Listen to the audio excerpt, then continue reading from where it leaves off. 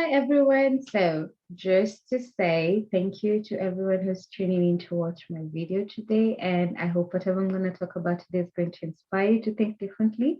So I'm setting that intention right now that I am going to speak about something that's going to inspire transformation in your life, probably in the way you think or in the way you act.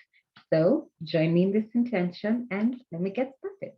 So today I want to talk about something that I've just recently realized about myself, but I've actually been able to overcome that because the universe had to course correct me in the most beautiful way and help me realize like the path I was heading on was actually wrong for me.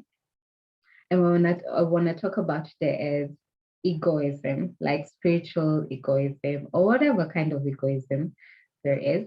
Um, I think that sometimes we tend to get to certain points of our lives where we tend to judge the information we receive, that if it's not packaged in a certain kind of way, if it's not packaged prettily, or it doesn't look beautiful enough, you're not going to tap into that message at all.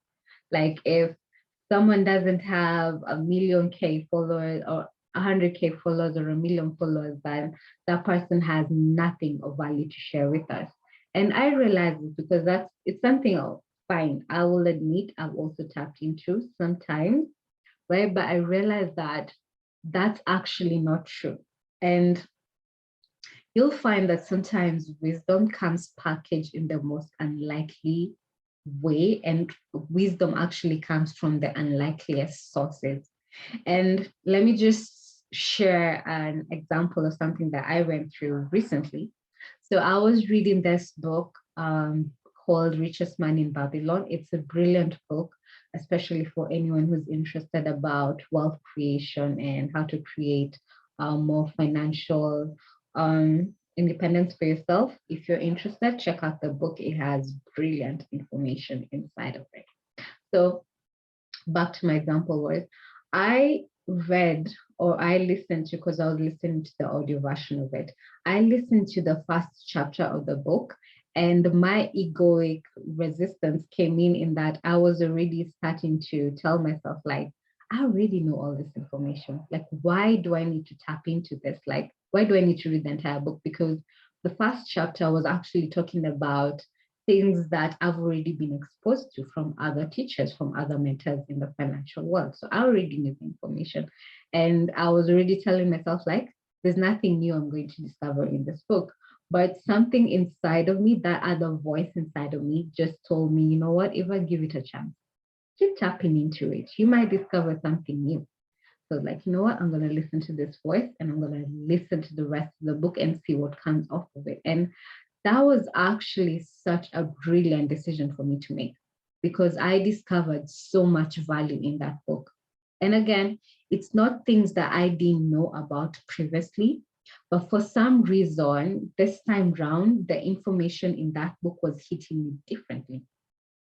It was hitting me differently, like my soul was resonating with the message in a different way, something that I had not been able to tap into previously from the other teachers that I was tapped into, right? That sometimes you can hear so much information from so many different sources, and it could be the same information that's being given to you, but for some reason, a particular person will say it in this particular way, and it just resonates with your vibration in a beautiful way that just helps you integrate it perfectly inside of your brain.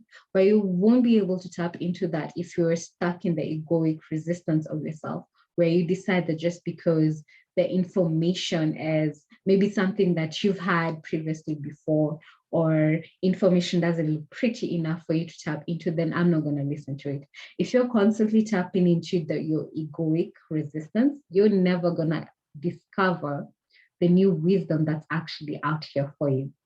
And something that I actually realized based on my experience with the book was that number one, wisdom will always come from the most unlikeliest sources available. Like how the universe normally talks to you is by sending to you situations or people that it assumes you're most likely to tap into because you resonate with this person. It could be a loved one telling you a certain thing at a particular time that really hits you deeply, but you might not be able to tap into the message if you're constantly in that egoic moment of like, you can't tell me anything because you look like this or you behave like that.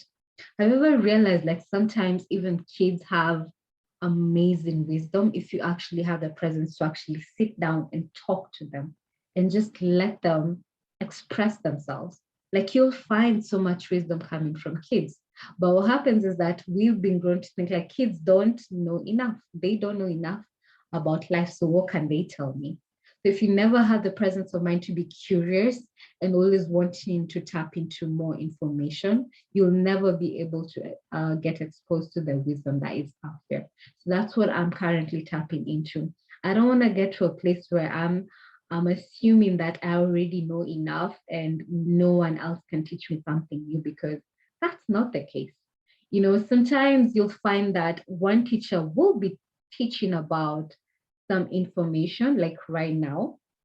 I'll talk about also another experience I had with breathwork. Breathwork is something that I assumed I knew enough of because I was tapping into quantum flow methodology, which is what I'm currently getting certified to bring out into the world. And quantum flow basically incorporates breathwork and movement and sound. And now, as much as I used to hear people talk about breathwork previously, I didn't see the value in that because I thought, you know what, I'm already doing quantum flow. So what new thing can these people teach me? But based on a certain conversation I had with a friend just like 2 months back, they helped me realize a different perspective of breathwork, something that I didn't know before. And it was so beautiful because I've been tapping into more breathwork for the past 2 months, and I'm getting to discover a whole new me and starting to generate energy inside of me, something that I wasn't able to do before. But had I still continued with listening to my ego telling me that I already know enough, I wouldn't have been able to discover this new information and change my life in the way I'm currently changing it right now. So again, just to stress this message again, don't judge value based on how something looks or how something behaves. Always have the presence of mind to be curious that if something is tapping into your vibration right now, if a certain video or a certain article is coming into your view, that there's a reason for that. It's not happening by chance.